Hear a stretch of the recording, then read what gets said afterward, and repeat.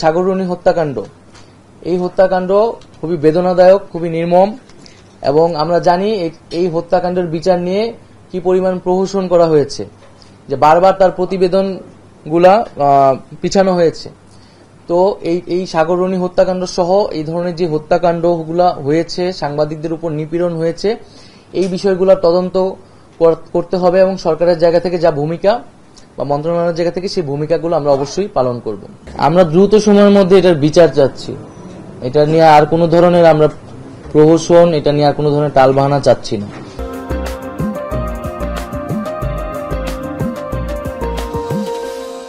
Priority তো আমরা সব মন্ত্রণালয়ের সর্বশেষে একটা কাঠামোগত সংস্কারের কথা ভাবছি, যাতে দীর্ঘমেয়াদী এটার সুফলটা আসে।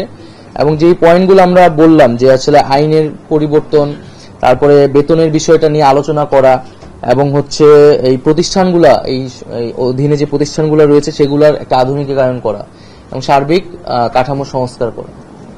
অবশ্যই আমরা তো বলেছি যে দুর্নীতি, স্বজনপ্রীতির কোন স্থান আমরা এখানে দেখতে চাই না, এবং প্রতিষ্ঠানগুলোকে সম্পূর্ণ নিরপেক্ষভাবে আমাদেরকে দাঁড়া করাতে হবে।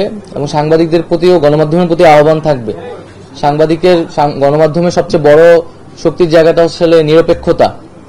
এবং আমরা যে আমাদের বাংলাদেশের গণমাধ্যমের পরিস্থিতি দেখি যে এক ধরনের আওয়ামী লীগ বিএনপির মতো গণমাধ্যমে হচ্ছে এই ধরনের দুইটা ভাগ থাকে। তো এই বিষয়গুলাও গণমাধ্যম কর্মী বা সাংবাদিকরা বিবেচনা করবেন, যাতে আমরা এই ধরনের রাজনৈতিক বা দলীয়করণ যাতে সাংবাদিকদের ভিতরে না দেখি, আমরা যাতে একটা নিরপেক্ষ জায়গায় জনগণের পক্ষে কথা বলতে পারি।